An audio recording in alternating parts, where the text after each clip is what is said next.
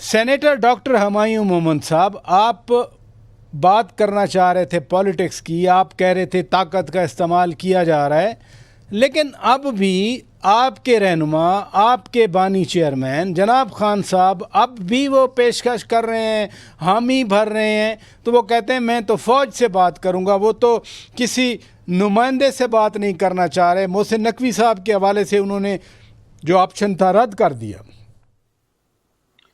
देखिए जी, मोहसिन नकवी, अगर आप मुझसे पूछे मोहसिन नकवी किस बेसिस पे है, वाई मोहसिन नकवी, ना तो वो गवर्नमेंट, मतलब वो तो या तो आप कहें कि ये गवर्नमेंट, आप कहें कि जी फौज कहे कि गवर्नमेंट से करें और उसमें जो गवर्नमेंट का वो कर ले। मोहसिन नकवी की तो कोई उस लिहाज से तो कोई हैसियत। असल में रिपोर्टर जो वहाँ मौजूद थे, किसी रिपोर्टर ने कहा कि चूंकि मोहसिन नकवी साहब के बारे में ये है कि वो इस्टेब्लिशमेंट के आदमी हैं, आप लोग खुद इल्ज़ाम लगाते रहे। रिपोर्टर ने ये रेफ़र किया, वो पंजाब के चीफ मिनिस्टर भी रहे, रिपोर्टर ने ये रेफ़र किया, इस वजह से मोहसिन नकवी साहब का नाम आया।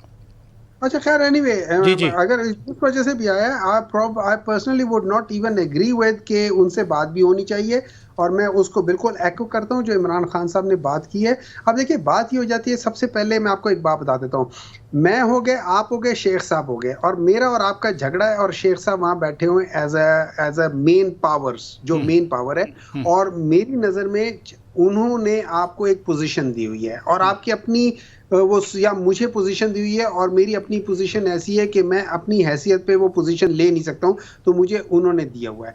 अब आपका और मेरा झगड़ा है इस पोजीशन पे, जो आपका हक बनता था, लेकिन मैंने गाज़िब किया है उस लिहाज से।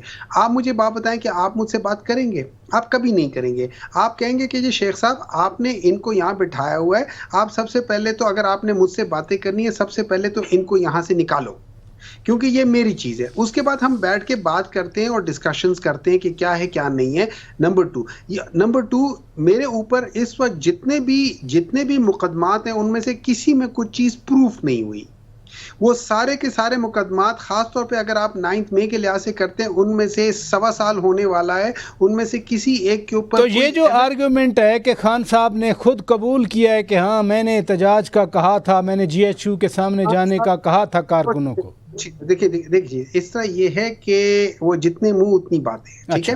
खान साहब जो मेरे इल्म में बात है, मैं उसके बारे में बात कर सकता हूँ।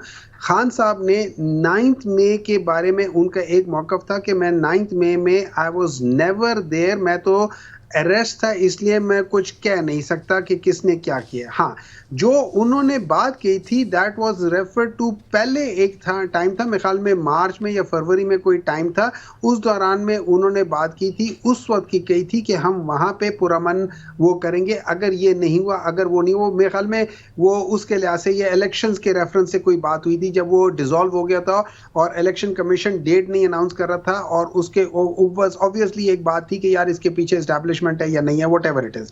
तो उस वक्त के लिहाज से वो बात की थी। उन्होंने 9 मई के लिहाज से ना कभी कहा है और ना मैंने कभी सुना है, ठीक है। अब अगर कोई शख्स कहता है कि इस तरह है, तो मैं उसको वैलिडेट मैं नहीं कर सकता। कोई और उसको वैलिडेट करना चाहता है तो उसकी मर्जी है, मैं नहीं वैलिडेट कर सकता। मेरी नजर में जो हुआ है वो इस तरीके से हुआ है। आगे बोलिए सर।